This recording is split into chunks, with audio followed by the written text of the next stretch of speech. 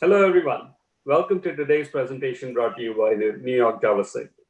The New York JavaSIG was founded in 1995, just a few months after the Java's creation, the first release.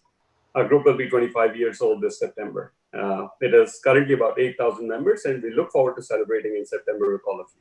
We also look for additional participation from all of you. We welcome people to come and join us on our social media, either using our Twitter account or through our website, thejavasig.com. Today's session is a part of the JavaSIG How series, the How standing for a hands-on workshop. A hands-on workshop is a session that has hands-on components. You're free to follow along. Just please make sure that you have installed all the software that was prerequisite in order to follow hands-on. This was accompanied in the announcement, and we'll also post a copy of that on the YouTube live chat. In addition, if you have any questions during the presentation, we request that you use the live chat and ask your questions there. If it is time sensitive, we will interrupt the speaker and definitely have your question answered right away. But otherwise, there is a slot towards the end of the session where you will be able to sort of field the questions and get some responses from the speaker. With that, I welcome all of you, and I hope you enjoy your session. And I hand it over to Barry to take it further to introduce the speaker. Thank you. Thank you, Chandra. I'm not on the feed yet. I'm not visible.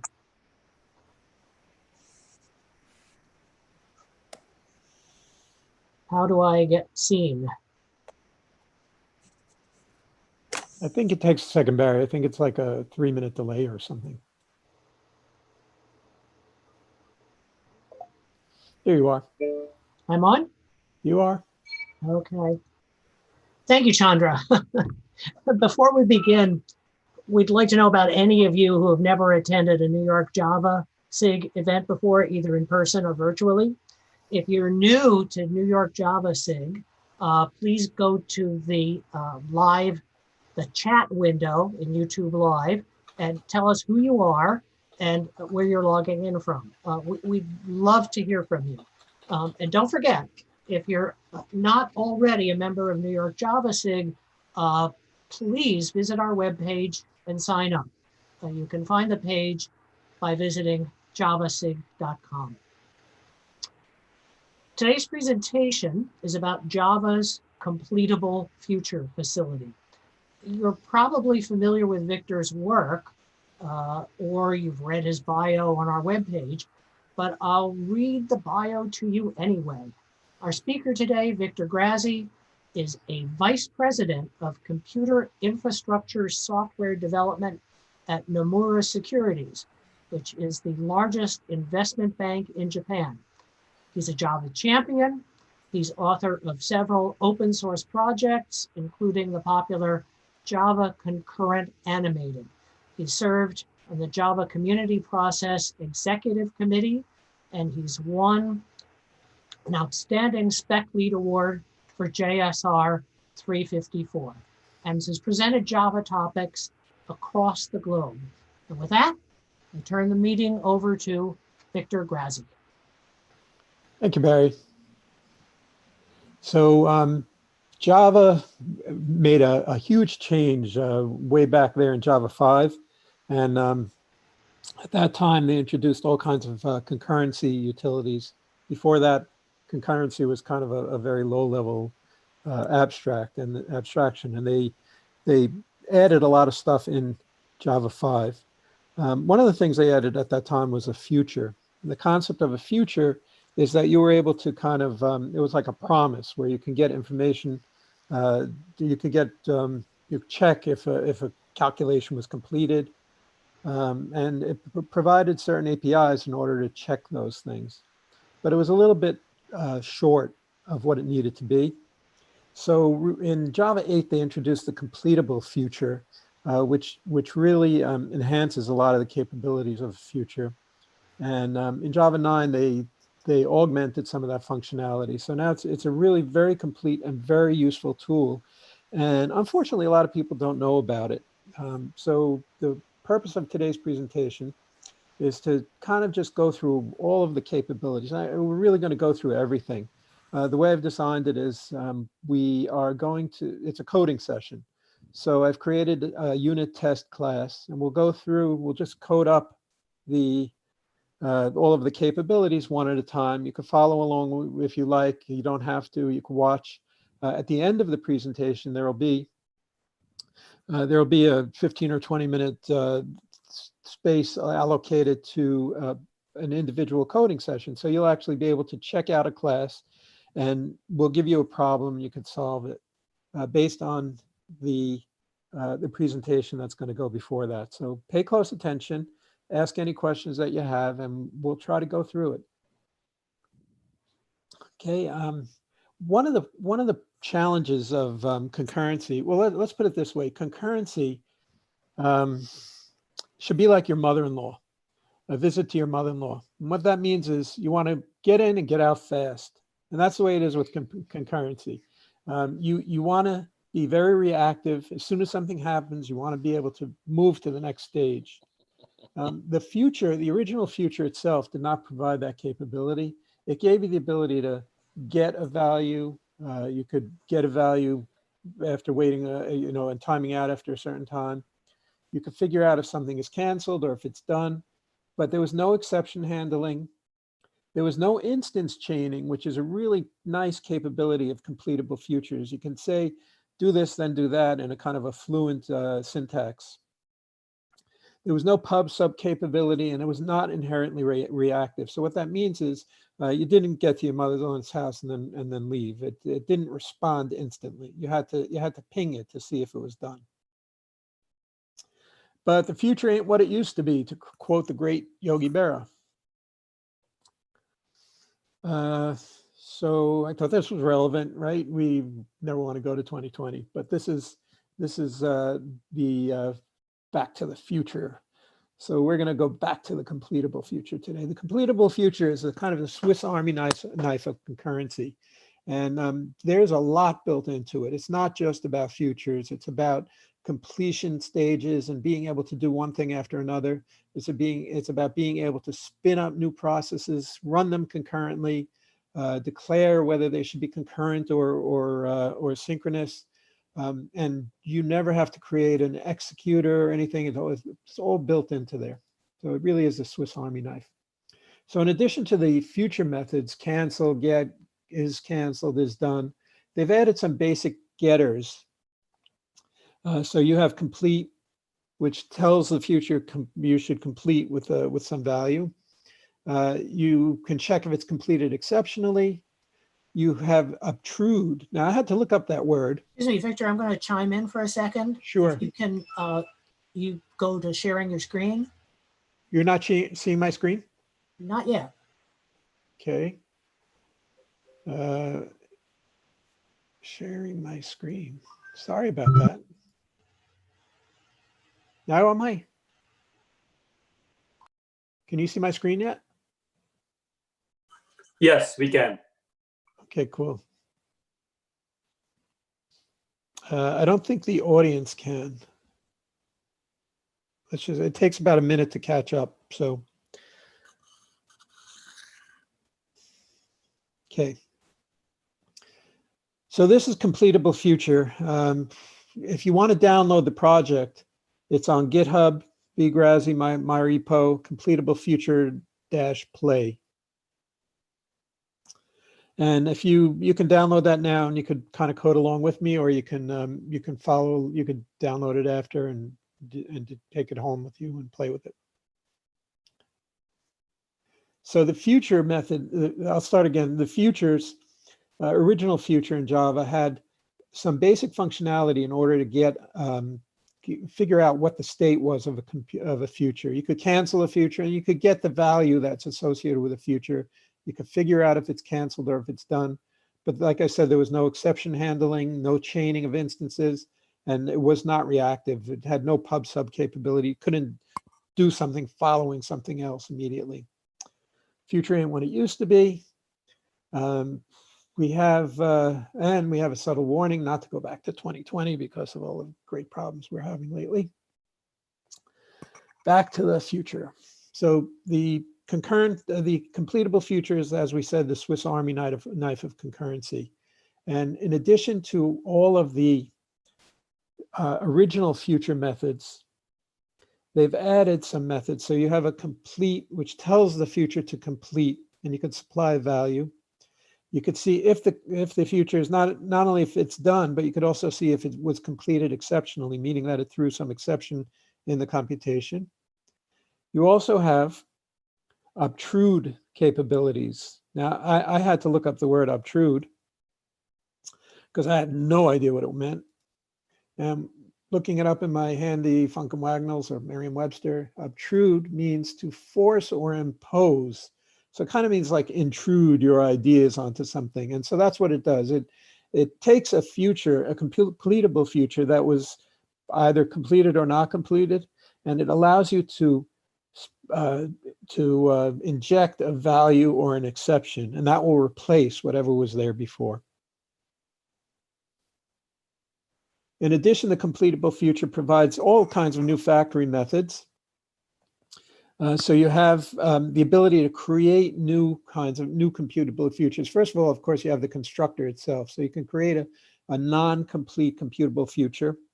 And that will, if you say is done, it will say no. If you say is complete, it will say no, it's not.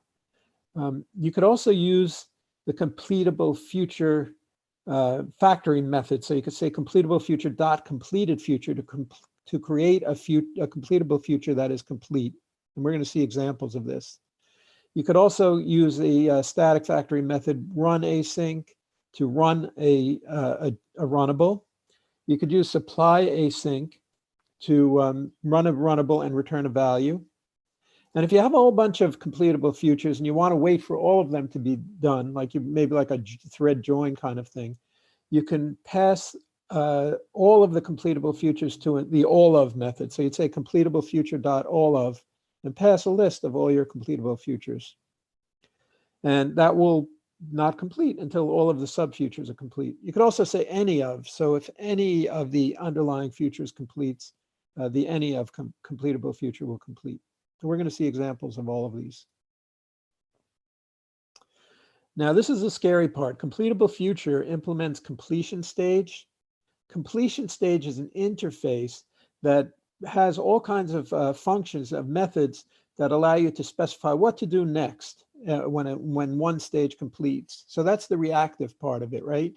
As soon as a stage completes, and I mean as soon as that stage completes, the thread that's running that stage will immediately go to the next completion stage and run that. And it'll perform an action such as a runnable. Runnable is generally going to be a run, or it'll take a function. A function is something that computes a result based on inputs. And in order to get a function, you have to call the apply method. And we'll see examples of that. Or you could provide a consumer. And the consumer will be associated with the accept method. So that will take it'll perform an action based on inputs, and it doesn't return a result. The function returns a result. So that's basically the difference. The runnable doesn't take a parameter. It doesn't return a result. It just does something. A function takes a parameter, returns a result. A consumer takes a parameter, but it doesn't return anything. Here's an example of one. So you could say like completion stage, you could say then apply, which means that you're going to do a function. So in this case, we're saying x is x squared. So it's going to apply that function, the square of that function. Then accept, and we said accept is a consumer. So it takes a value and it runs something without returning anything. So in that case, it's just printing out the value. And then we're going to do a run here in this example. So in the run, we're saying system out print line. Notice the syntax over here. So for a function, we take a value, we use a lambda, and we compute a value. For a consumer, we take a value, we consume the value, but we don't return anything. And for a runnable, we don't accept any values and we don't return anything. We just perform a function. It's really important to remember the rule. You run a runnable, you apply a function, and you accept a consumer. This is the syntax that's used throughout the completable future. Now, here's the really scary part. These are all the methods from the completion stage. Completable future implements completion stage. So these are all of the methods that you're going to get in completable future out of the box. And those are just the ones associated with completion stage. There are many, many more as well. We're going to try to tame this beast and make some sense out of it. So let's break down into a set of categories. So the first thing we have is we have a whole bunch of accept methods. And you'll notice a lot of these start with accept, right? Accept either async, accept, then accept. So then you'll see there's some that are apply and combine. So they tend to reuse the same keywords over and over again, but they enrich the keyword with some other kind of value, and we'll see what all of those means in this presentation. So as we said, we accept a consumer, we apply a function, we run a runnable. We could also combine computable futures when they, so if you have several computable futures that return results, when they're all done, you can combine them and provide some kind of operation that you're going to do to combine them. You can compose them, which is very similar to combining. We'll get into that in more detail, but it's kind of like a flat map where it unmaps a completable future, and then it remaps all of the resulting computable futures into a new completable future. A little abstract. We'll see one or two examples of that. We also have exception handling within the completable future. It's, we're all Java programmers and we're comfortable to an extent with Java, but completable futures, it's kind of its own syntax and its own language. So it does take a little bit of getting used to. A lot of people are still not so familiar with lambdas for some reason. It pays to get them to really get familiar with that so that you can understand and fully utilize the completable futures. But the power of it is really awesome. So again, the terminology is run a runnable, accept a consumer, and apply a function. And the lambdas associated with each are run. So we pass in an empty lambda and we do something without returning. We accept a consumer accepts the value, but it doesn't return anything. And we apply a function. So a function takes a value and returns a result based on a value, like we saw with the square root example.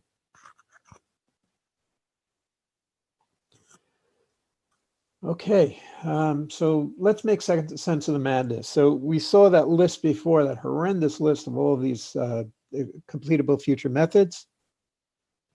So we're going to start breaking them down category by category. And the first thing we'll talk about is the accept. So accept takes a consumer and returns a completable future. And the different flavors of it are, notice that there's an accept either, then there's an accept either async, another async, which takes an executor. You can't see it in this map, in this rendering.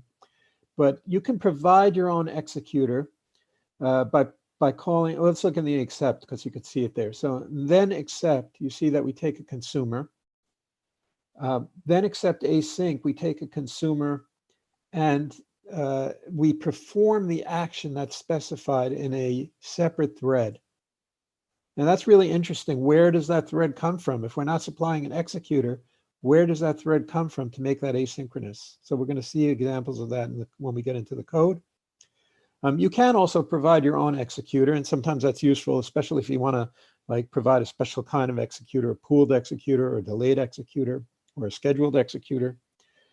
Then there's also the accept both. So this is going to wait until both underlying completable futures are done, and then it provides some kind of consumer that will do something with the results. And you have the async versions of those as well. As an example of the code, we have accept either. So you pass one computable future, then you say accept either, and you accept another completable future as a parameter, and then you provide the function that you wanted to accept, or rather the consumer that you wanted to accept.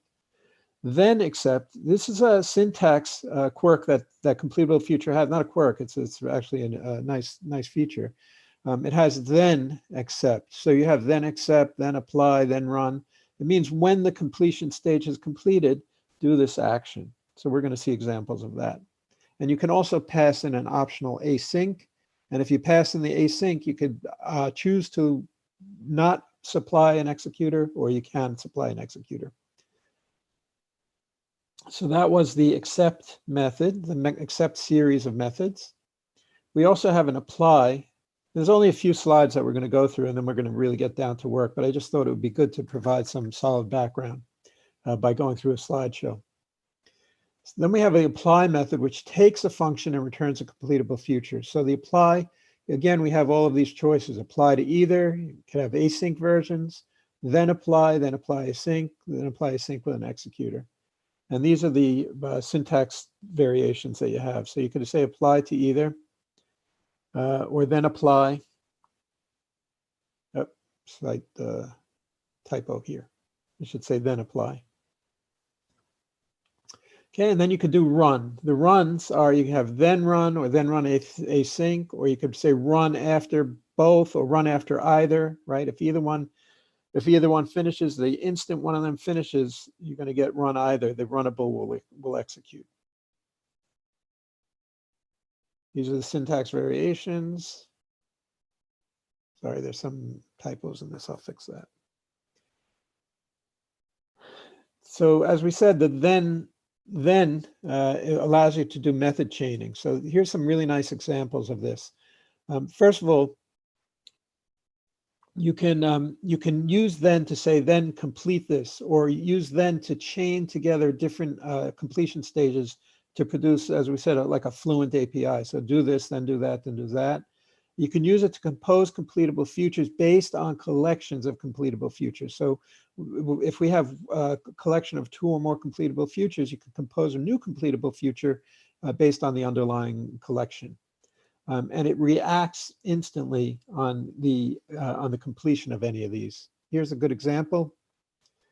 In this example, this is similar to the problem that we're going to have at the end of the session.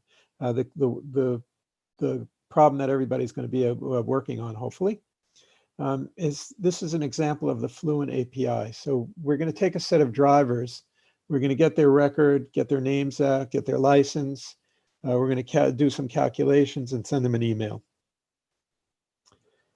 So you see how it kind of chains together in this Fluent kind of syntax.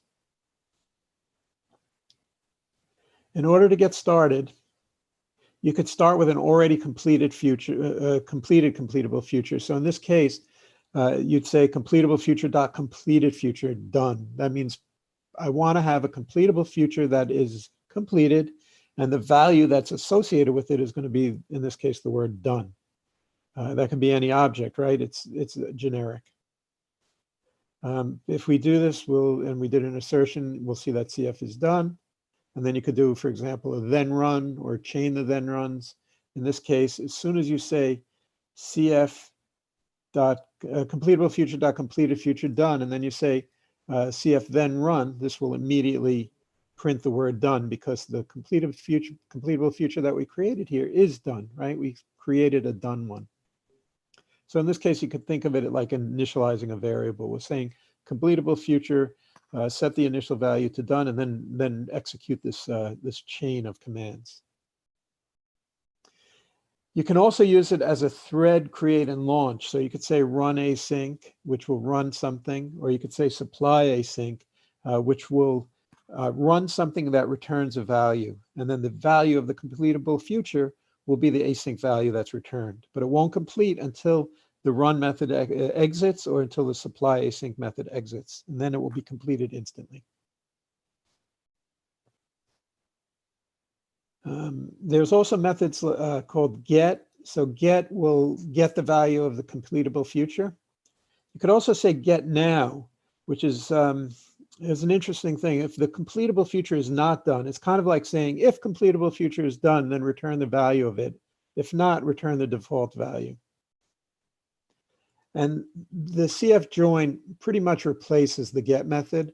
You know, one of the objections in the olden days, when people used to talk about checked exceptions and non-checked exceptions at debate, I was very much on the checked exception side. I really like to have checked exceptions because the compiler would not allow you to make a mistake and miss any exceptions.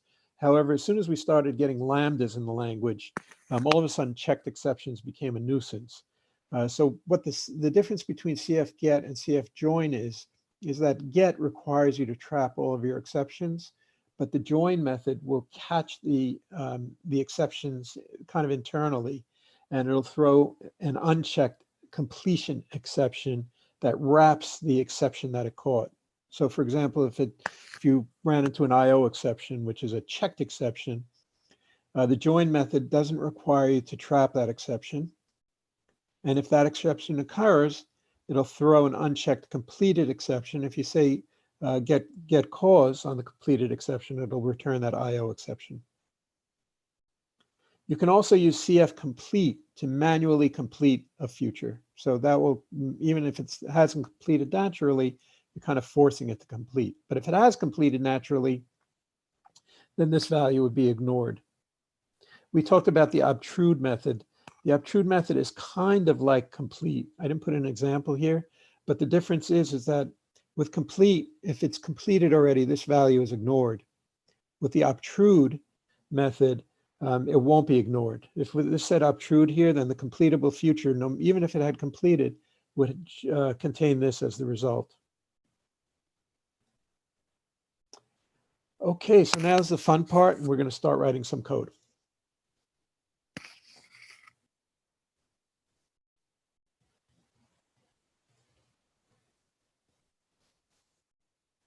Okay, now if you are following along and you've checked out the project, you can look at the completable future tests method. Now I did some refactoring shortly before this presentation, so if you've already checked this out before, you might want to do a just do a merge and get the latest code.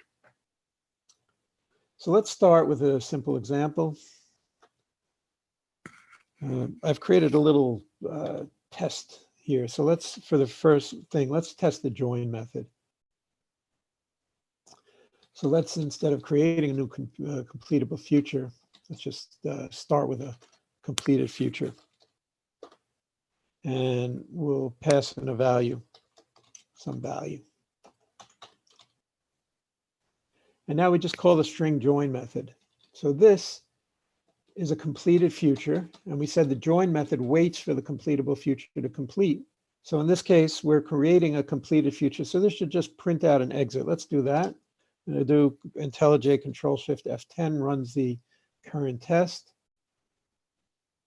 Takes a little time the first time around.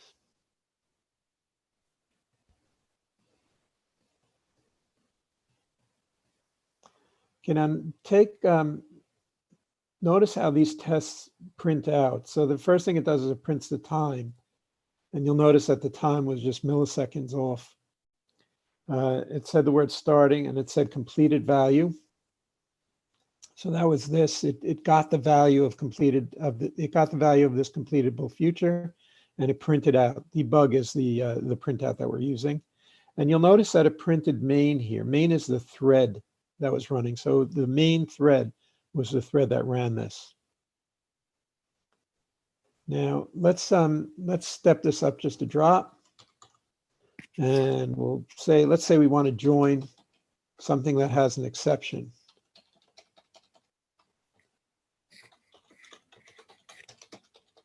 Okay, so in order to get a completable future that we want to force it to have an exception, there's a method called failed future. So let's call that method.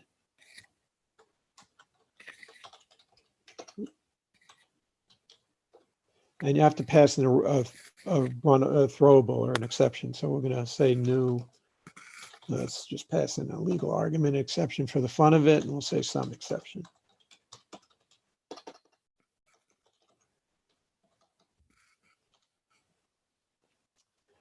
Okay, so now we have the try method. Now you see that the join method potentially is throwing an exception here, but we didn't have to wrap it in a try catch block. But you can wrap it in a try catch block. Let's just do it for the fun of it. So we're going to say put the debugging in there, and then we'll say catch completion exception. That's not how you spell it.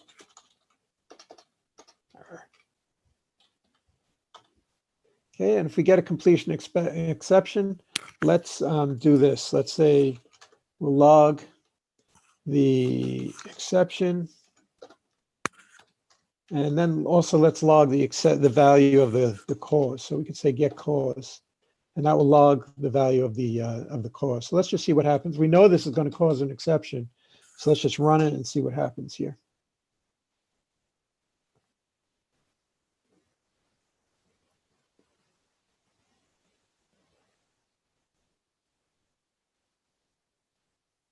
Okay, so we see what happened is we got starting.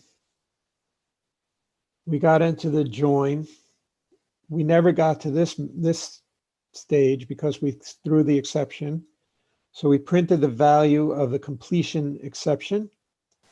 And then we found the value of the cause. So we have a legal argument exception, which we saw was the cause, right? We created our own.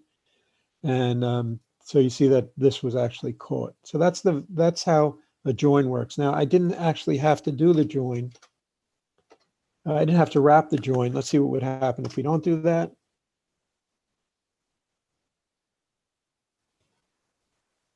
Sorry, the recompile is so slow.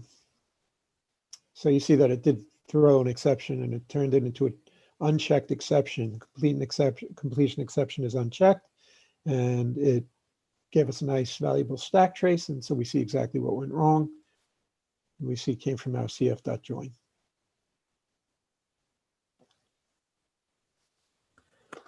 Okay, so that gives us a join with exception. Now, just for the sake of completeness, I don't use get that much, but it is an important, you are going to see it a lot. So let's just, for the fun of it, put a get. Vicky, take that to the guy. So let's see the get method. 1 second. Okay, sorry. So now we're going to do a CF get, and watch what happens here. You see now it's requiring us to catch that exception. So in this case, since it's a get, we must catch the exception. So let's put that in a try block. And let's join those two. So we could just collapse those. And we'll do debug value of, and we'll catch our exception. Good news.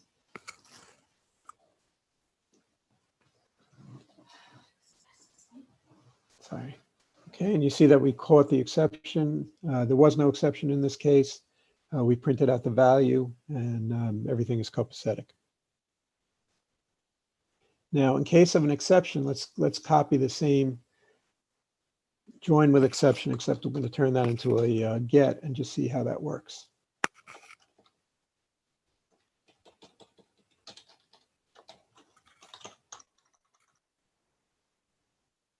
Okay, so again, we're going to get, let's change this to get. And we'll do a CF get over here. And now we have to trap that exception.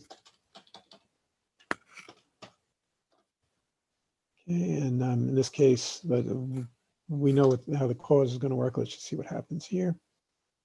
So you notice over here, it's trapping an execution exception instead of a completion exception. An execution exception is a checked exception, and that's why we're forced to trap it.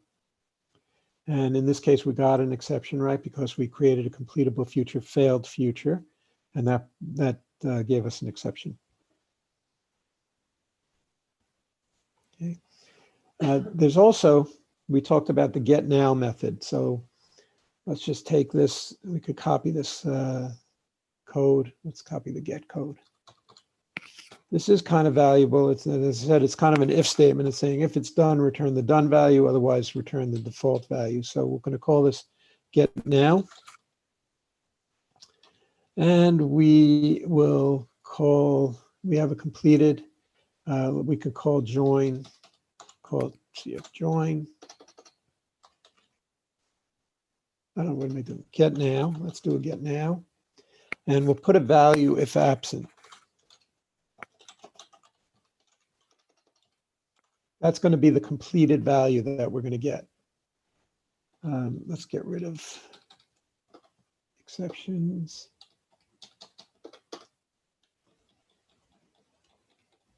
Okay, now this is completed already, so we're not, if this works correctly, we should not get the value if absent. So let's try that. It should just get completed value, and let's make sure it does do that. And so you see it, when we said get now, it didn't get the default value, it got the actual value because it was completed. But let's say we want to, let's say now we have an exception. So let's, instead of a completed future, let's get a failed future.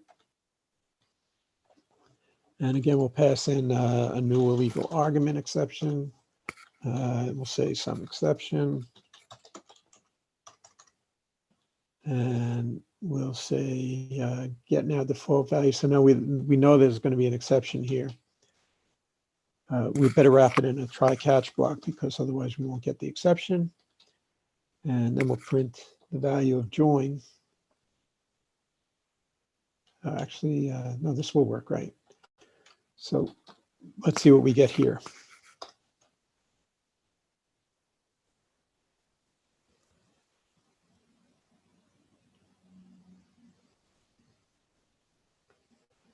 So we got some exception. Oh, the reason we got some exception is because we said get now, but there was already an exception when we did the get now. So the get now, since this was not completed, since this was already completed, returns the value that we got, which was an exception.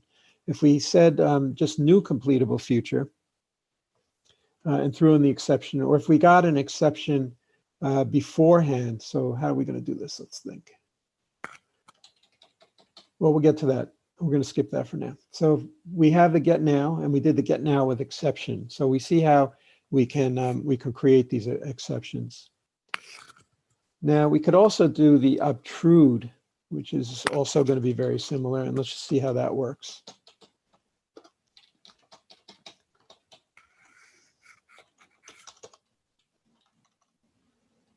So let's get a completed future.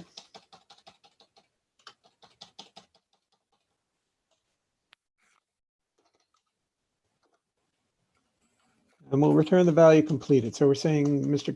Completable Future, you should contain the value completed as your string value. Now let's do CF join. So we got that. And now watch this. Let's do CF complete. And then we'll put some completed value. Now watch what's going to happen here before we won't use obtrude yet. So the value that it was completed with is completed. And then we say complete with some completed value. Which value do you think is going to come out over here? So it's either going to be some completed value or it's going to be completed. So the future was actually completed with the value completed. But then we went and we forced the completion. We declared the completion with some completed value. So which value are we going to get here? Let's get rid of that.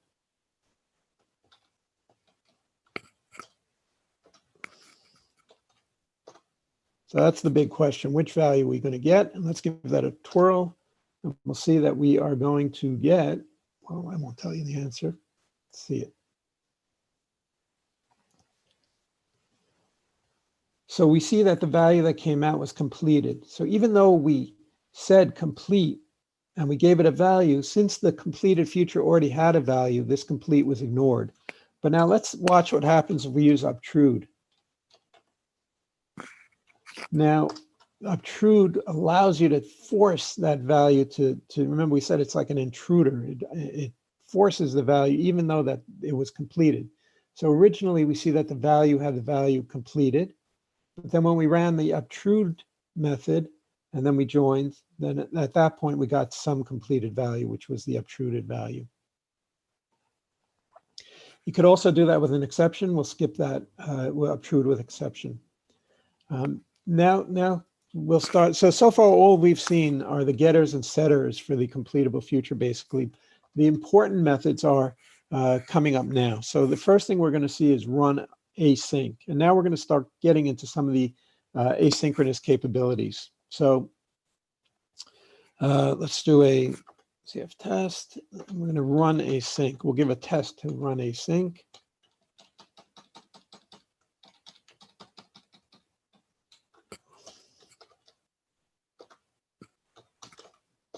And let's give it some nice runnable. Remember how we make runnables, right? In the olden days, we'd say new runnable and create a run method, but we don't do that anymore. Now what we do is we supply a Lambda expression and we say we provide the functionality inside the Lambda expression, and Java knows that that's the run method. So let's do a debug and we'll say we're going to sleep.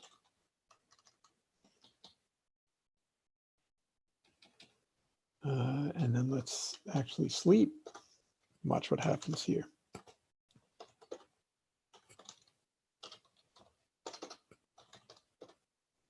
Let's sleep for a millisecond, just see what happens. Add an exception, catching. And then we are going to, we could say debug exiting.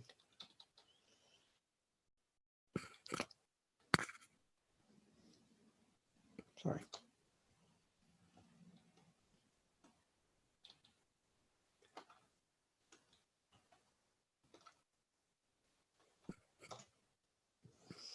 Get confused with parentheses. Oh, what did I do wrong here? Oh, I know why. Okay, the reason that failed was because I was declaring it to be a string, but I wasn't returning anything. So what you can use here is if you want to declare a type, since we're doing generics, is you could put void there, which means it's not going to return anything at all. If it returns anything, it'll be null. So now we say void join just for the fun of it. We debug join. Okay. So now let's see what happens here. So what this is saying is create a new completable future and don't complete until the run method exits. Now, this is where the timing is going to be important in the output.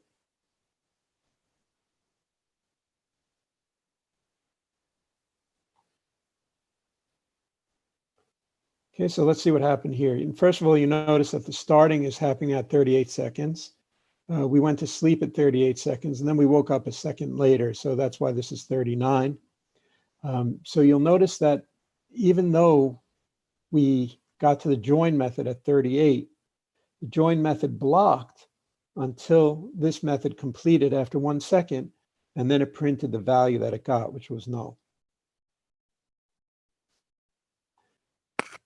I wish we had interaction so I can know if everybody's following along, but that's basically the gist of these things. Now instead of run async, you also have a supply async. So let's call this one supply async. This is a really good reference if you want to learn about these different methods, and even if you're not following along so well now, you can download the class, and there's a solutions class that has all of these methods already built into it. So you can download those and see that. So let's, instead of saying run async, let's change this back to a string. We'll say supply async.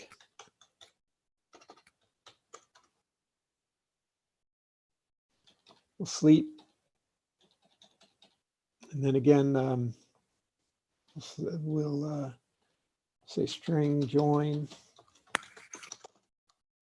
And in this case, we should get the value that we returned. That's why this is throwing an exception here, because we need to return something.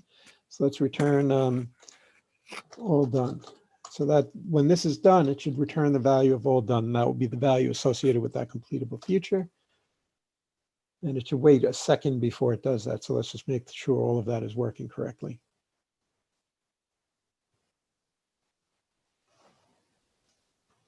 Okay, and you see that it does. Now, notice the output. I think this is pretty interesting.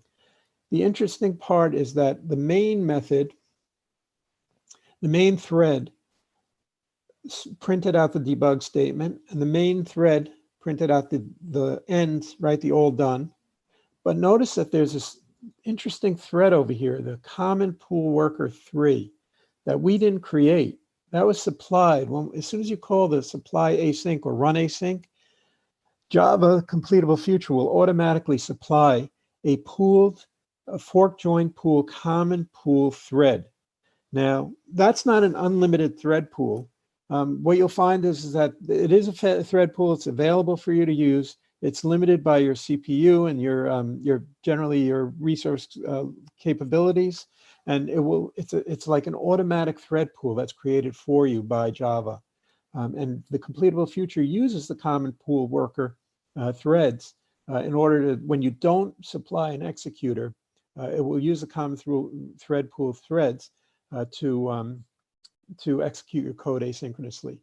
Now let's actually do this differently. Instead of saying thread sleep over here, we could use a delayed executor. So since this is async, you're allowed to pass in an executor over here. So let's use a delayed executor, and we'll say delay for 1 second. Okay, so basically we took away the sleeping of it. We took away the wait. So at this point, we are going to run this code. And now we should see our own executor running, which is this delayed executor. Okay, and you'll notice it reused the same common pool worker 3, but this time it did it with a delay. So when we entered the code, we were at 33 seconds. At 34 seconds, as instructed, it duly ended the supply async, returned the value that we had supplied, return all done. And at that point, the CF join, which was blocking until then, passed through and it printed the value, so a second later. Okay, now there's also an interesting ability to, if you have like a supply async or any of these async, you can handle, there's also exception handling, like what to do if this method throws an exception. So in this case, let's say, for example, over here, let's say we wanted to trap an exception. So you can use the exceptionally method. And the exceptionally method takes a function that will, let's see how this works. We pass in an exception, and then we could, let's just, for the fun of it, we'll print out that exception.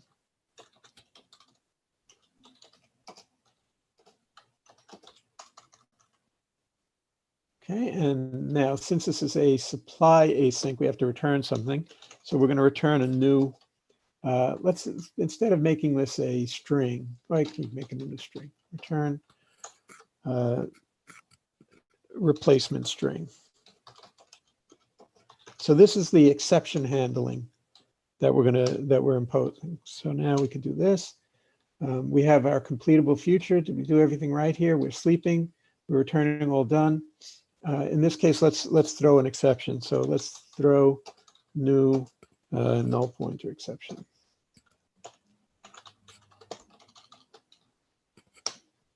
Okay, and in this case, we're not going to return. Let's say if true, we're going to return a null pointer exception. So that's going to throw that. Let's see what happens when we execute this code.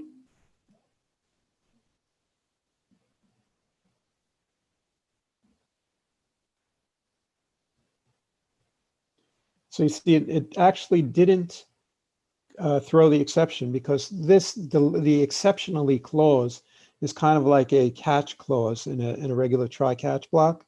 So if the main code fails, the exceptionally block takes over.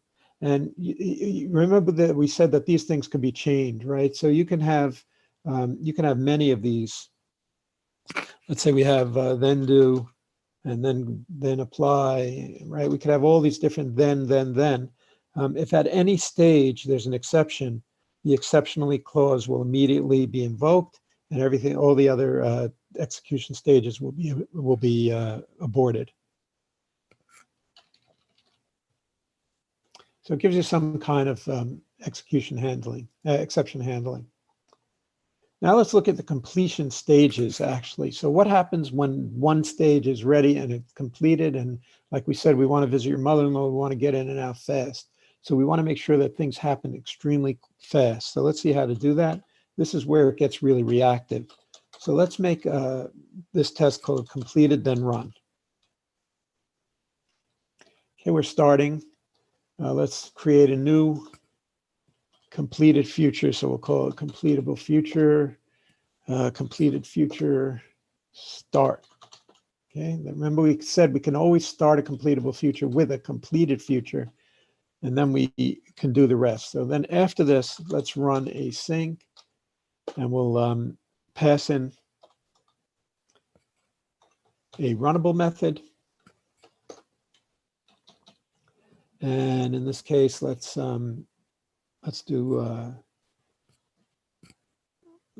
print out something.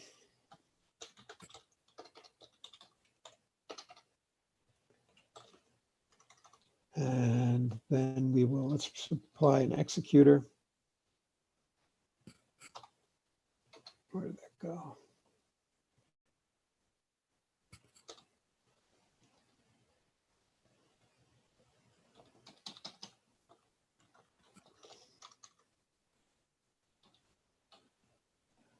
Okay, now what we want to do then is after this completes, we want to say then run async, and then we want to give it another thing to run. So the first one is going to be this is going to run, and let's let this sleep for a few seconds. So we'll say let's give it an executor, one of those delayed executors.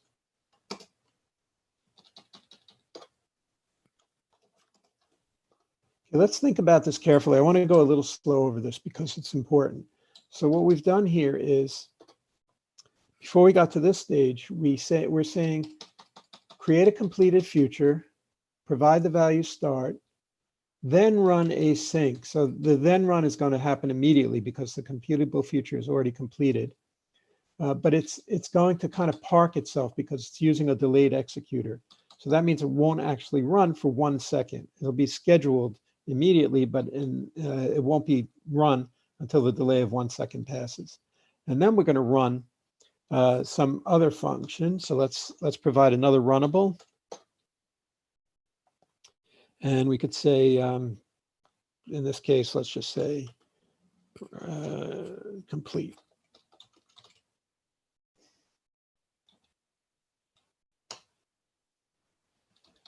Okay, and we'll do a join here. This is a void. And we don't have to display that value.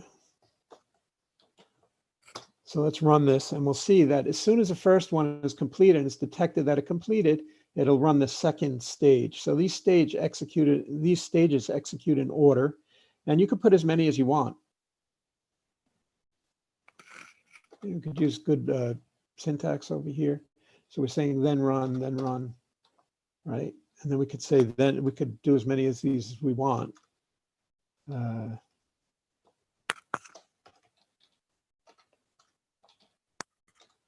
let's just see how that works. You see how you could chain these all together, and you could have much more complex functionality than what I'm describing here.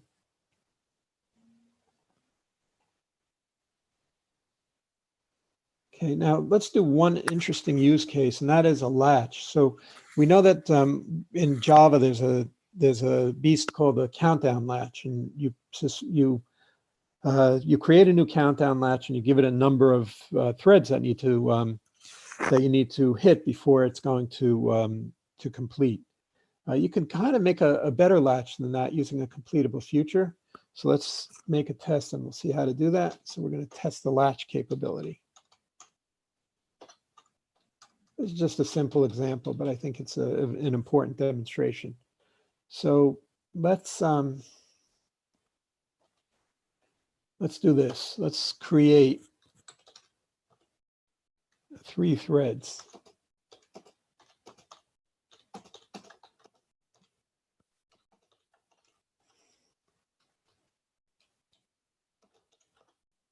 And so we'll just say, let's use the old threading syntax. And we'll pass in a runnable. And we'll say, why didn't that work? Let's see, there it goes. And we'll say debug waiting for latch. The thread will say waiting for latch, and then watch what we do. We say string join equals, and we're going to get the value from the latch using the join method.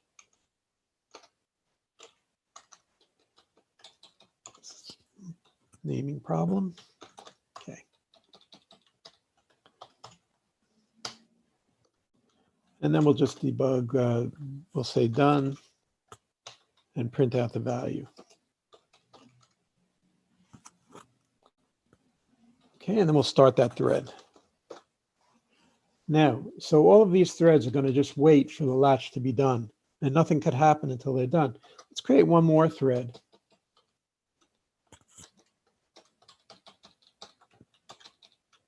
That actually completes the latch. So we'll say, let's let that thread wait, I don't know, for 3 seconds.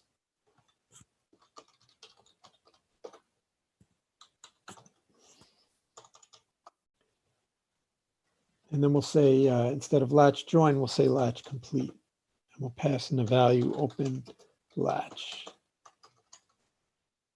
Okay, you have to pass in, a try catch here.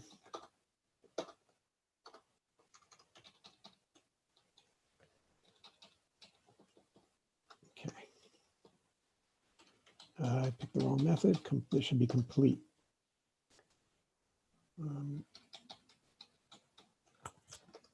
Okay.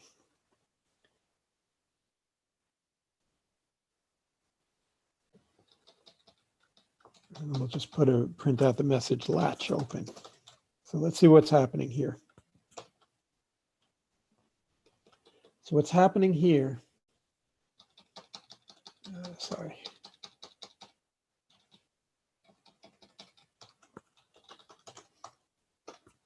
What's happening here is we're creating 3 threads that are all telling the latch, I'm waiting for you to finish by doing latch join. So they're all saying on this completable future, join, and they're all going to wait there until the latch is done because the latch is not completed. The latch means the completable future. Now we have another thread that's going to wait 3 seconds, and then it's going to open the latch by saying complete. And at that point, all of these threads should execute right at the same time. So let's see what they do, and they should also print out. Remember, our printouts always print out the thread that's executing it. So there should be 3 different threads there that are all going to be released at the same time. Okay, so they're all waiting for the thread, right, for the latch. We have thread 2, thread 0, thread 1. Those are these 3 threads. Then the latch is completed. You see these were all happening at 51 seconds. Then the latch was delayed for 3 seconds and it opened. And as soon as we opened it, all of the threads executed. Now, why did it didn't display? I'm having a little problem with my monitor today. Give me 1 second. It just disconnected.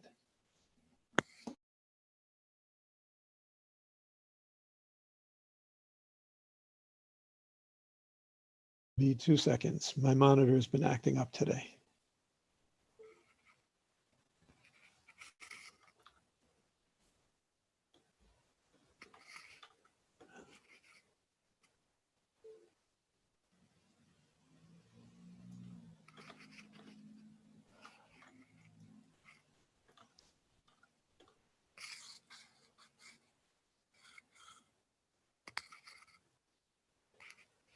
Okay, are you able to see my monitor now?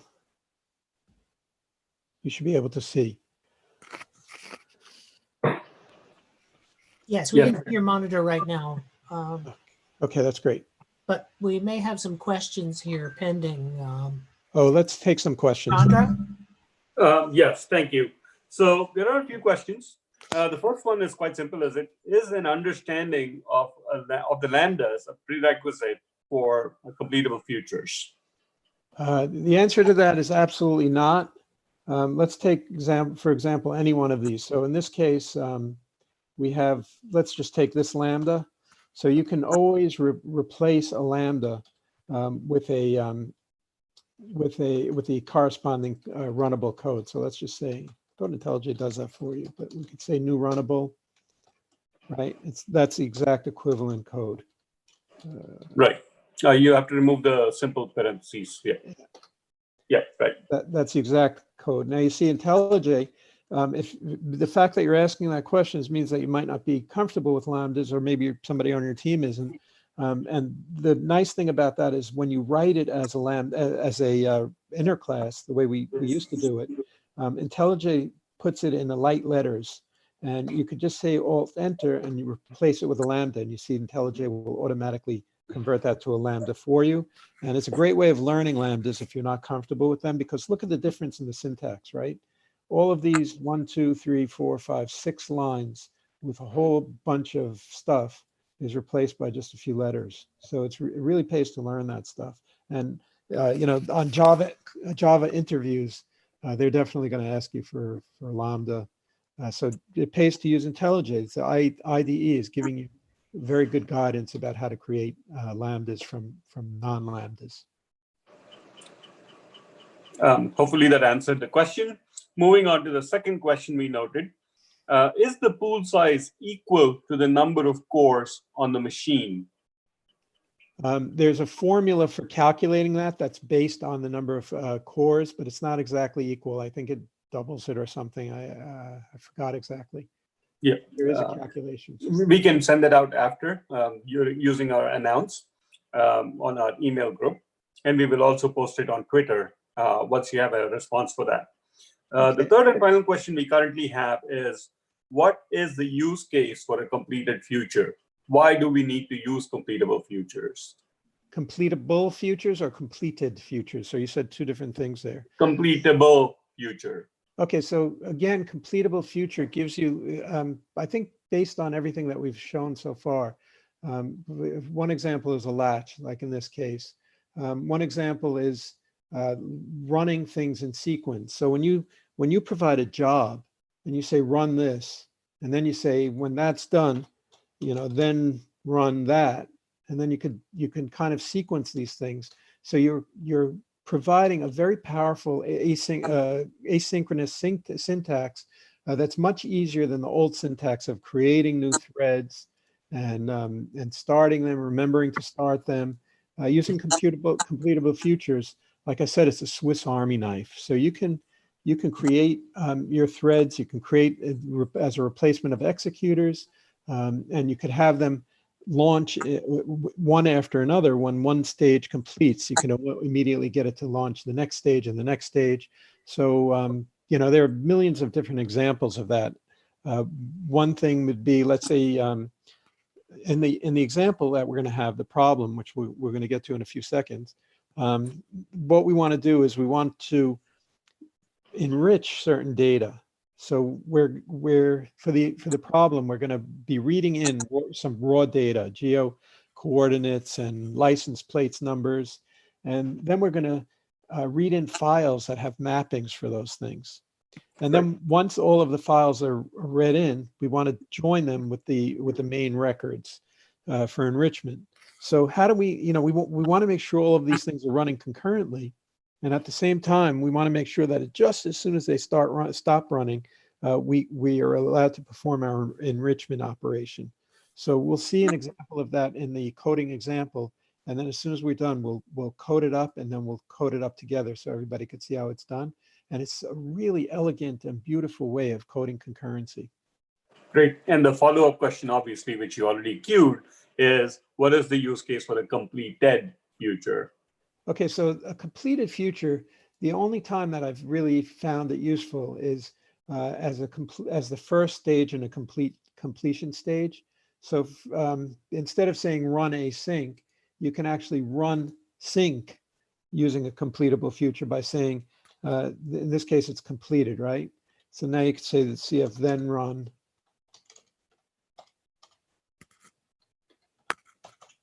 Let's just, for the fun of it, we'll do a printout. So let's just do debug in the then run, and watch what happens here.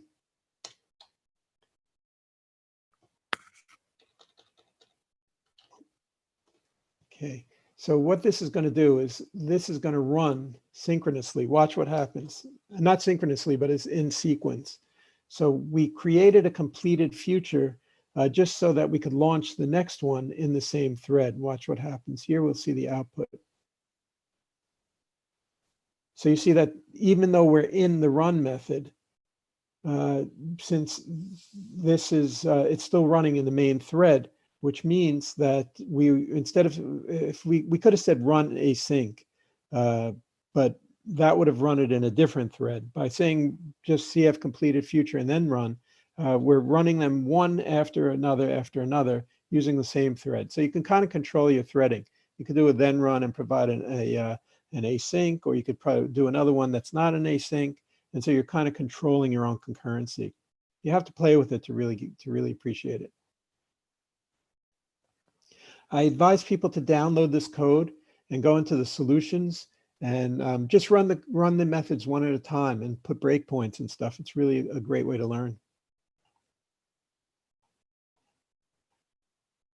Okay, there's another category. Let's run a few more examples with just seeing how we can combine completable futures, and then we'll be ready for the example. Is there any other questions? Those are the list of questions as of now. Thank you. Please carry on. It's interesting. Okay. So let's look at there's a couple of different ways to run completable future, to combine completable futures. So let's start with a basic one. We could say except either.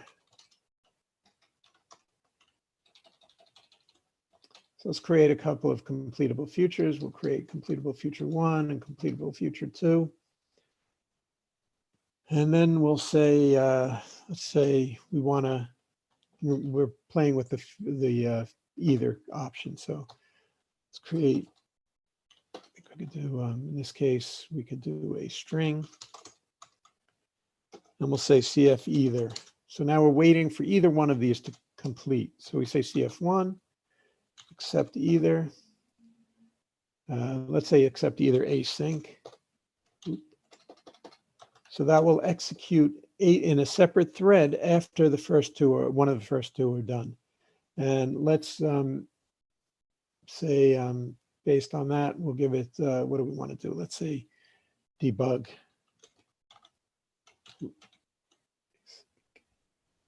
We have to pass the second CF2, and we'll say just log debug, and that'll print out the value over there.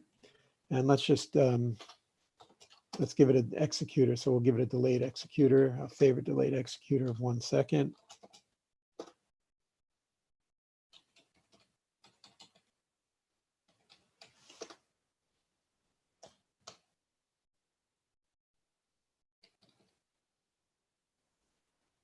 Oh, that's wrong. That should be a void, right? So now we'll do, let's now the nice thing about these completable futures is that even though we're waiting for them to happen, the wait only happens when the join is called. So these three methods are going to all happen in sequence immediately. It's only when the join is called that they delay. So let's say at this point, we're going to call CF2 complete. And we'll pass a value. So I don't know, CF2 is done. And let's say we want to do CF either, right? We want to get either, when either one is done, we want to get it. And also it's a useful thing is sometimes you want to provide a timeout. So let's do that in this case. And then we could say finishing. Let's do a join. Oh, right, join doesn't have a timeout. So we have to put the, let's throw these in the method signature. Okay, so what are we doing here? We're saying create a completable future that's not completed. That's called CF1. Create another one that's not completed. Create an either, which means that as soon as either one of those is done, this method will execute. It'll print out the value. Then we're saying, okay, now complete CF2. So that means the get should work. The CF either get should work because either is complete, right? One of them is complete. And it should display finishing. So let's run that and just see how that works.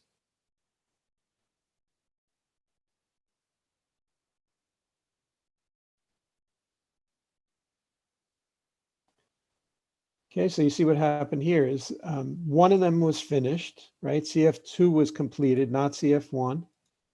But in spite of that, since it says accept either, it recognized that CF2 is done. It printed out this message, CF2 is done, and then it continued and it exited. Now what would happen if we said CF1 is done? Let's say both of them.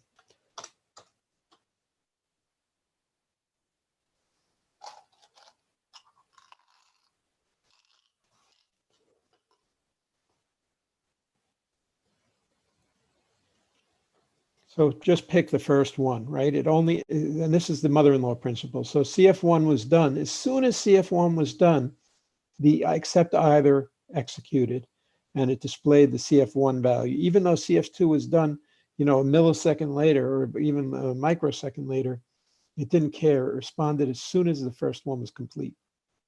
That's why it says CF1 is done.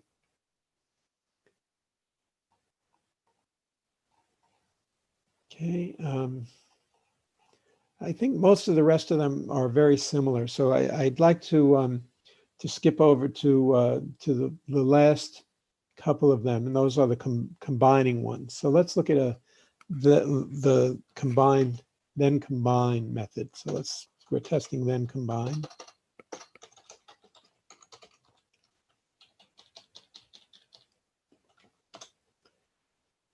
So how are we going to do this? Let's say completable future string. We'll create the first completable future. We'll give it a real one, we'll do some job, and then tell it to wait. So we'll say supply async, give it a runnable. Give it a consumer. And let's say we'll print out something.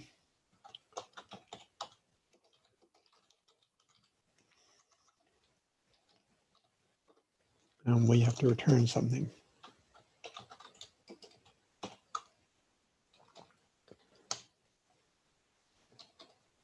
CF1. Okay, so we're saying, and then let's also give it an executor. So that means we'll give it a delayed executor. That means this won't happen. It'll happen a second after we launch it. Okay, now let's create a similar one called CF2. Hate to do copy and paste code. Copy and paste code is punishable by death in real life, but for our purposes, we're going to use it. Okay, and now we want to actually combine these. So let's see how that works. We could do a completable future string, and we'll create a new completable future, and we'll say CF1, then combine CF2. And now we have to tell it how we want to combine those two values. So the first thing we want is value 1. We have to give it both values, 2. And those are the two values that are coming out of the two completable futures. And now we're going to say create a new completable future with those values. So let's do, we'll just add them up. The two strings, but we'll add them and they should combine. And we do a join. And we display it. So let's say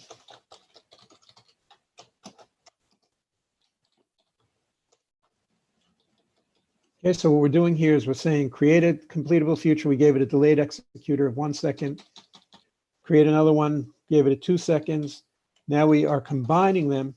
The combine won't work until the combine won't execute until both of these are done. So it's going to wait 2 seconds. Once those are both done, it's going to take the two underlying values and it's going to sum them up, string sum. And then it's going to wait over here until all that is done. And let's see how that works.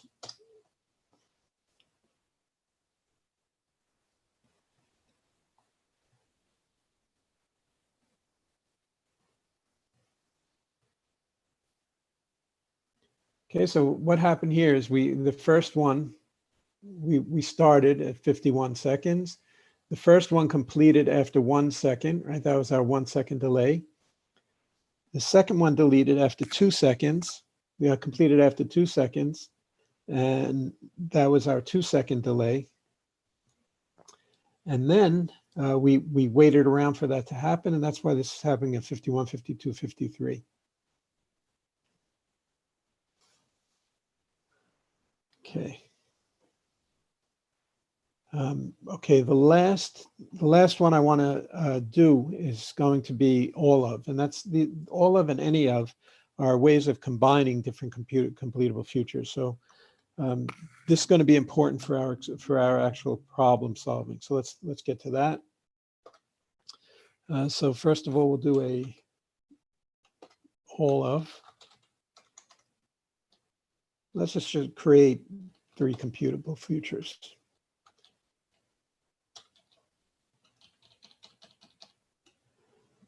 Okay, and now let's create an all of completable future. An all of is always void because it doesn't have any way of combining the underlying values, so it just returns null. So let's say completable future all of, and we're going to give it all of. You can give it as many as you want. And these won't exit. This all of won't exit until all of the underlying completable futures are done. Okay, and then we could even do like, then, well, actually, let's do it in a separate, do all of, you could change these together. And then you could do then run async, or then run whatever. And let's print out some statement.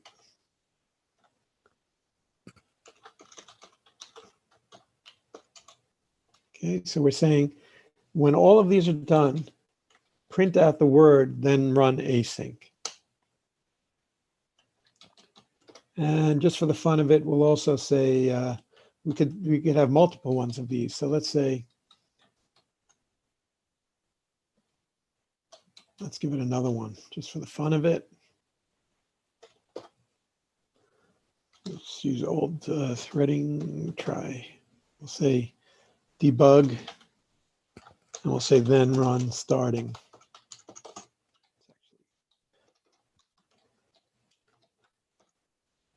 Okay, and then we'll sleep for a second.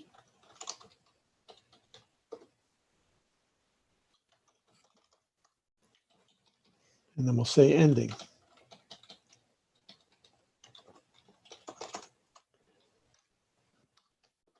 And give it a catch clause.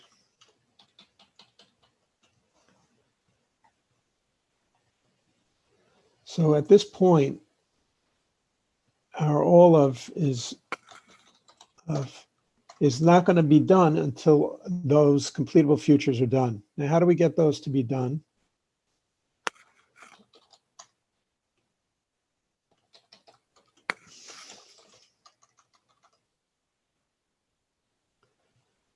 So the best way for our experiment, we'll say, first of all, let's run this just as is, and we'll see how it doesn't ever exit.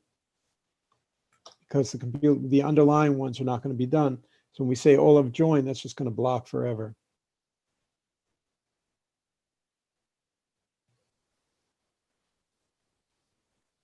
Okay, because the all of is never finishing.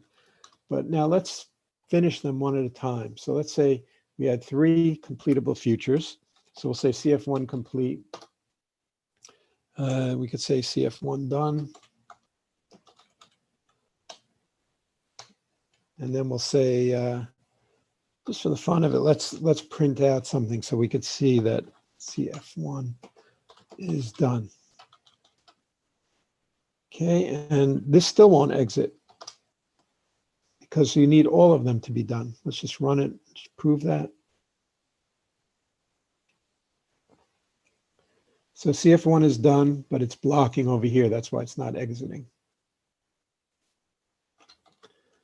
Okay, so now let's finish all of them. So we'll make this CF2. And we'll make this CF3.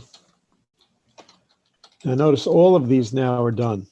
So now all of these will, the all of will run, and it'll say then run starting. So let's see that.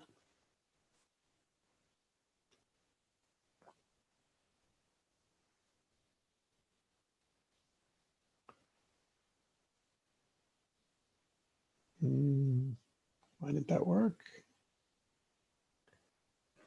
Line number 230. Oh, yeah, that's it. Okay, thanks.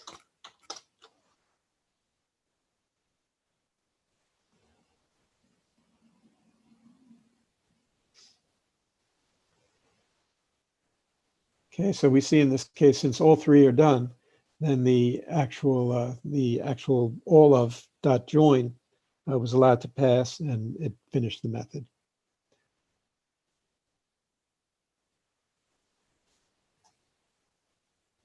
It's interesting, the ordering of the threads here.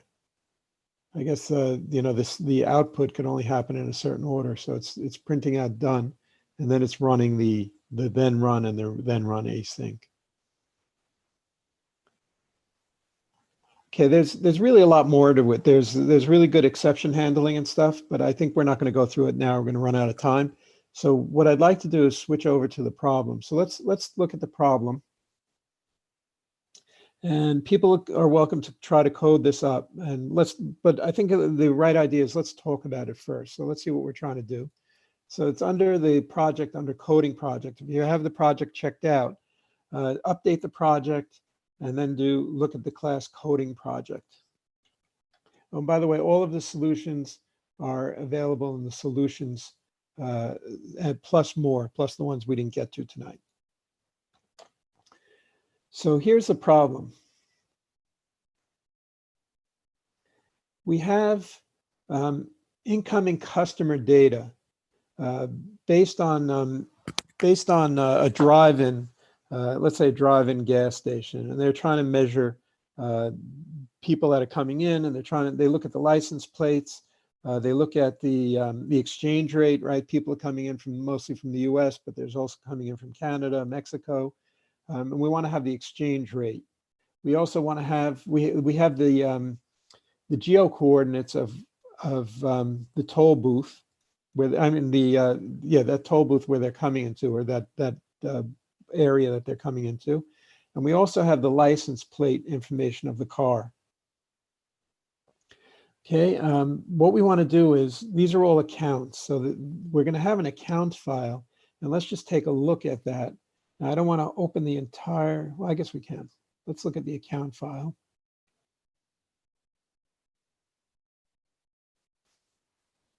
So this is a JSON file of all of our, these are the clients, let's call them. It has the longitude and the latitude of the toll booth of the station that's reporting them. It has their license plate, and it has their currency. You see the currencies change from time to time. It has their longitude and latitude. What we want to do is, we have files that contain all of the translation information. I can't open this whole latitude and longitude file because it's too big and it'll crash the whole system. But here's a mini version of one. So the latitude and longitude has an ID, it has a record ID, it has fields. And then within the fields, it has a city, it has a zip, it has a longitude, a latitude, and it has a state. So we can pull all of that information out, and we can enrich the accounts file, since this doesn't have the state, the city, the zip. So we can use that to enrich these accounts. We also have currency conversions. So today's currency conversions are, don't trade on this, but this was actually when I prepared this, I think yesterday. These were the actual conversions from Canadian and Mexican. We also have license plate information. So these are all the license plates of the cars that, let's say all the cars in the United States. So we can just match these. And then once we have a license plate, we can match it to the name of the person. So we're going to be able to pull out the name of the person. So your job, your mission, should you decide to accept it, is to read these 4 files, right? We're going to read the accounts file, the license file, the JSON file, the currency conversions, and the latitude and longitude information. We have methods provided inside the class, inside the coding project, for doing all those reads. So we have read accounts file, read geo file. You can use these if you want. There's nothing wrong with that. Read the currency file. And then after we read those, we are going to convert those into maps. So for example, the accounts file, we're going to convert into just a list of accounts. But the geo file will convert it into a map that's keyed by the geo point. The geo point is just the latitude and the longitude. I'm using Project Lombok over here, so it's going to automatically put in all the getters and setters. So if you don't know Lombok, just imagine that we had all the getters and setters over here, right? It would look like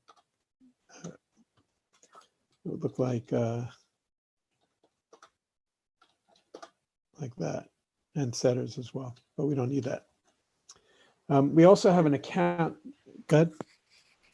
We also have an accounts class, an account class that has all of the base fields that are coming in from the account file. So longitude, latitude, the daylight saving times we're not using, the license, currency. I really did download this from a website, so these are accurate. Then we're going to enrich it with the name of the person, the city, the state, the zip, and the exchange rate. And there's just a convenience method here that since we don't have a geo point, this will return a geo point based on the latitude and longitude that's applied. So we could just say account.get geo point. So Victor, I wonder if people are starting, and we'll give them time now to work on the project for a bit, send their questions, put their questions in the chat. Unless you have anything else you need to say in order to prepare for the project itself. Only to say that if anybody has any questions before we continue, the goal is going to be, again, to read the account file, read all of the underlying, the other 3 files, and then extract the name, the state, the city, the zip, and the exchange rate, and enrich the account file with it by poking in these values. So that's the mission. And if anybody has any questions before you start or even during, please let me know. So please take this opportunity to try a few of these things having to do with CompletableFuture. So there is questions of our resident expert. Yeah, there is one question already in that it seems the coding project is not in the repo, yes, but in the solutions class there are methods. Okay, I just checked it in. I see that I pushed it, I committed it, but I forgot to push it. So I just pushed it. If you could do an update. Okay, so I suggested that folk update from Git. Yes. It's also the reason I did an update. I put it into a different file, but the original one was in the tests file. So if it's there for you, you're welcome to use it there. It'll work.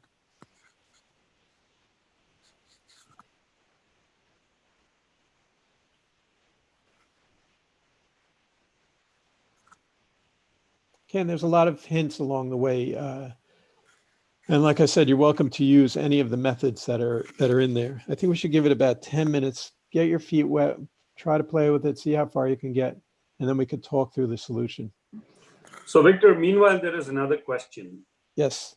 When actually does the runnable get executed in CF1 and CF2 called upon done or join methods?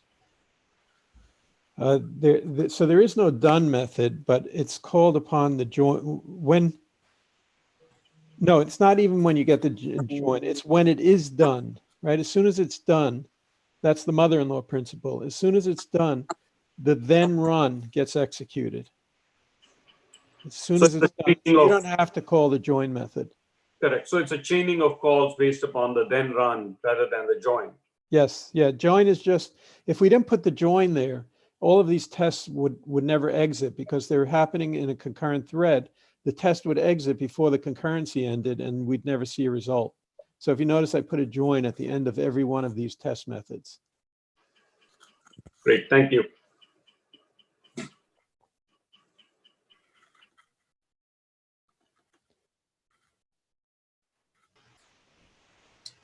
For those of you who are coding along, we will probably be quiet and let you work unless we see questions in the chat that need to be addressed vocally. And this will go on for, I don't know, 10, 15 minutes until we go over some of the solutions. Don't be afraid of the silence that ensues in the next few minutes.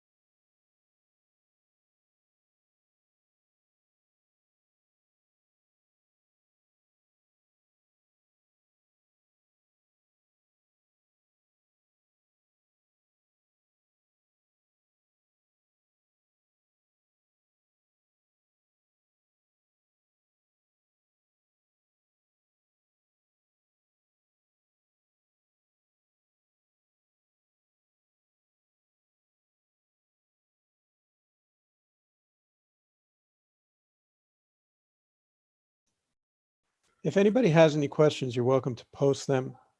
If you need to push, the zip file seems missing. Victor, there is a question about the zip file seeming to miss the main app.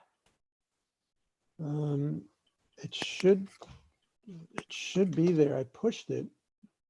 Let's see. It could be a limitation of this individual's, I guess, Git checkout hiccups with the company machine, but I just wanted to make you aware of the question. Okay, what I suggest is just try to do another update and see if that works. It's definitely checked in there. I checked it in just a minute ago, so I don't know if you have any kind of proxying in your company. Right, so a download from the Git as a zip file may actually bring that in for Ken. It should.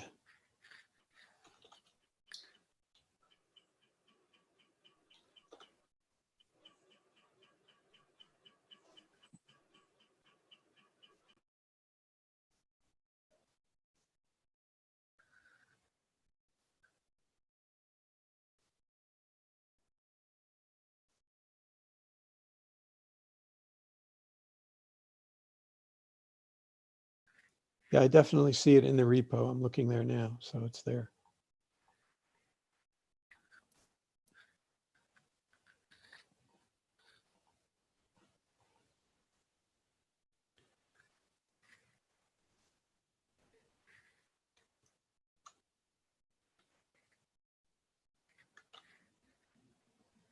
The solution is really elegant, and I learned a lot about CompletableFutures while we're building it.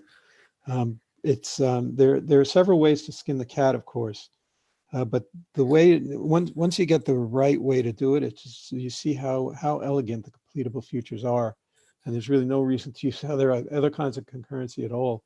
That the kinds that we've been used to, because it's just so easy to use.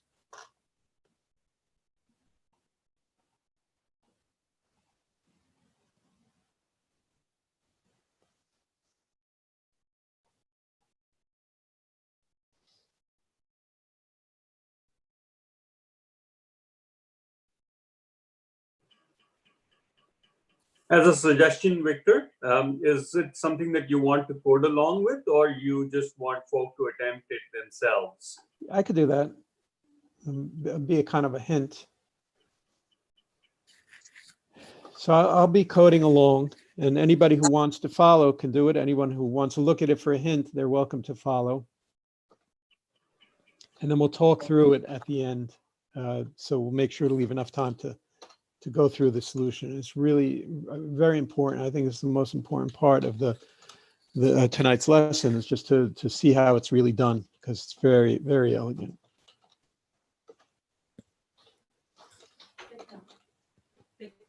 One, two.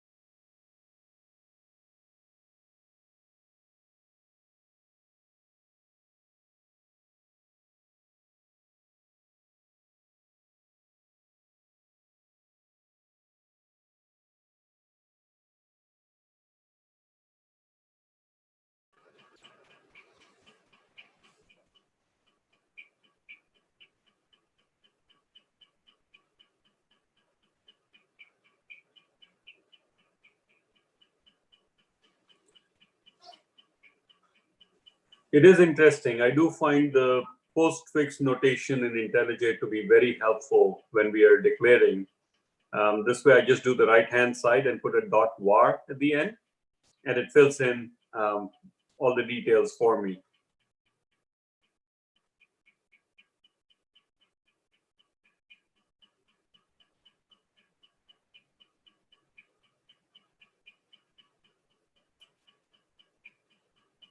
I didn't understand that what you said, Chandra. You put a .var? Yeah, so after your combined geo file, parentheses, you put a .var, V-A-R. No. You still have the parentheses. And then .var. Like that? Enter. Yeah. Oh, for Lombok? No, it actually does it through IntelliJ. So IntelliJ actually creates the name of the variable for you and its type based upon a postfix notation. I don't have that. Oh, okay. It's Normally a really what I good do- IntelliJ trick. Works whether you're doing CompletableFuture or not. License file. The way I normally do that is I just do this. Right. This But both do the exact same thing. One is shortcut and the other is through. So I do .var like that? Yeah. So interesting. Okay, I want to play with that. So let's do combine. We have to combine the files. The combine methods are actually doing the enrichment. So you want to combine the account file with each of the other 3 files that after you've read them.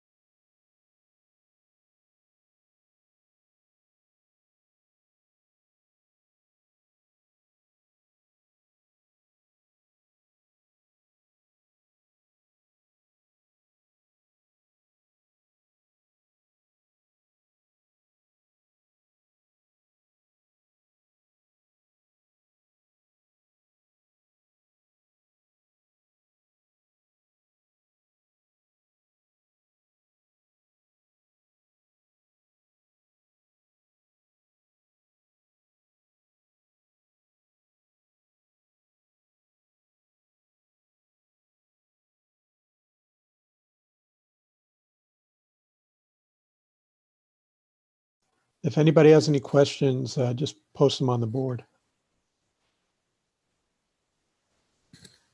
I think we should stop in a minute and then we can look at it.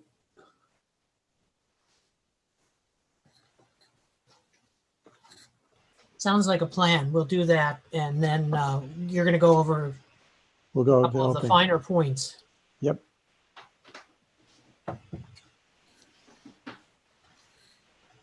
We have exactly 15 minutes left. So give me a few minutes at the end to say some Okay. So concluding remarks. let's go through the solution then. So again, the problem is we want to read the account file, and then we want to read the geo file. We want to read the currency exchanges, and we want to read the license plate file. So what we do is we create completable futures, and let's just look at the implementation of those. So the way it works is we're just creating a new file. We're creating a new file. We are reading the file, so we have a read file method in there. It's parsing the JSON into an accounts array, and then we do the then apply, which takes the accounts array. Remember, then apply is a function, so it takes a value and it returns a value. It takes the accounts array and it converts it to a list, and then this way we can access them one at a time, and it returns the list. Similarly, we read the geo file, which is it's reading the geo file. So we do read file. It's returning an array again, and then we apply the mapping. So we're converting the geo file into a. How do I pull this over? 1 second. So we're actually converting the data set that it's getting into the into geo data set. So we're able to create a map from that. And we're putting an exceptionally in because I wanted to show how the exceptionally is done, but there are no exceptions in this case. Okay, and then we do the same thing for the currency file and the license file. So essentially what we're doing is we're creating a list of the accounts and then maps of the other 3 files. So the map of the geo file is creating a map from the geo point to the geo data set containing the city, state, and zip. We're reading the currency file containing, which will convert it to a map of the currency name to the exchange rate. And we're reading the license file, which converts it to a license plate object. Now we want to combine them. So one at a time, we're going to combine the account file with each one of these. So the first thing we do is let's combine them. We're doing combine async because we want all of these to happen concurrently, all of the combinings. So what we do is we pass in the combine, takes the account and the other completable future. So it takes the 2 completable futures, and it provides a kind of combination function, a by function that takes an account list and a map. And look what it does here. It goes through each element in the account list. It gets the data point, the geo point from the account. It looks up in the map the data set associated with that data point, with that geo point. It gets from that data set the fields object. Remember that city, state, and zip were in the fields object. So it gets the get fields, city, state, and zip, and then it sets those values into the account. Now, all along, the currency map is doing a very similar operation. It's taking the account file, and it is going through the accounts one by one. It's extracting the currency, which is a string, and it's converting that to an exchange rate from the map. And then it's setting it into the account. Now, this is happening in parallel because this is going on, it says combine async. So all of these operations, these enrichment operations, are occurring in parallel. And look, we haven't created a thread anywhere in this code. So then we do the same thing with the license file. We're converting the license plates into the name of the person. And now each one of these is different. The geo file we said is huge, so that thing is going to finish way after everything else. But we don't want to start until everything is complete. So what we do is we do an all of. So we're doing a completable future all of, and we are passing in all of the underlying data. Now this means that this is going to have a then run, which means that the then run will not execute until all of the underlying data is done. So we're doing a little trick here, and we're saying, get the account list from the CF, account CF completable future. Now, how do we know that's done? Because they're all done. They have to be, or the all of wouldn't execute. So now we get the account list from the account CF, and this should now be completely enriched because because all of these parallel processes have completed their job. So now the account list is complete. All we have to do now is write out that file, and let's do that right now. So we're going to run this code.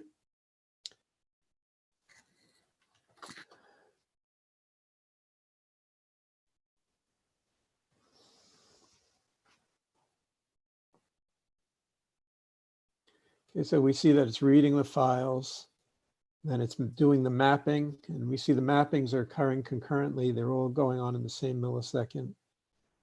And we're combining them. And then we are writing it out. And now let's see what we wrote out. So just do a refresh. The file is called update accounts JSON. Let's find that in Explorer, just so that we could prove that the date is current. Where is that open in Explorer?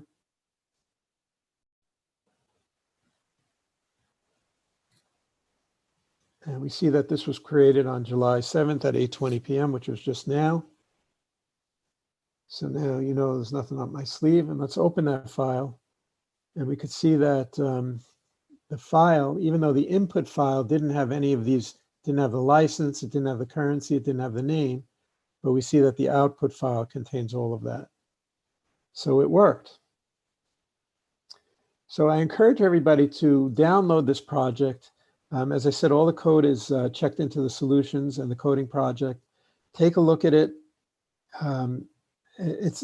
Take a look at it and go through it and see just exactly. I mean, I think this is really elegant. We're doing all of the reads asynchronously. Then we're doing each of the enrichments asynchronously as soon as it's done. And then we're waiting for everything to be done, and then we write the output file. So that's pretty much the idiom that we use, and that's the beauty of the completable futures, that allows you to do all of these things concurrently if you want, which we did. That's why we said async. And it allows you to control the execution of it, the concurrency, when you don't want concurrency, etc. So that's about it for my presentation, if anybody has any questions.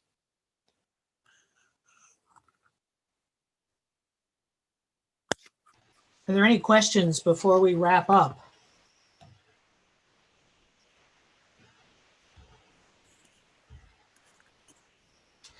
Well, okay. I want to thank Victor for this outstanding presentation and for being brave enough today to participate in this experiment where we're doing a workshop hands-on in an online fashion, everything being online these days. So great, thank you very much. This presentation will be available on YouTube within the next 24 hours. Our next speaker is our next event. Give me a second. I have to find it on my little, reverse, play. Okay, I have lost.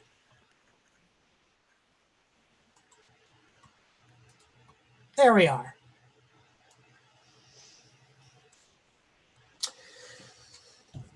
Yeah, the next New York JavaSIG event is Monday, July 20th at 6:30 p.m.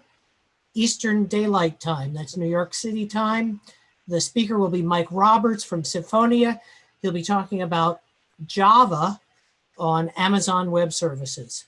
You can find out about it by following us on Twitter or visiting our NewYorkJavaSIG.com webpage or checking the announcements on YouTube and Eventbrite. We hope to see you then. Thank you, everybody, for joining us today. Thank you, Victor. Thank you, everybody.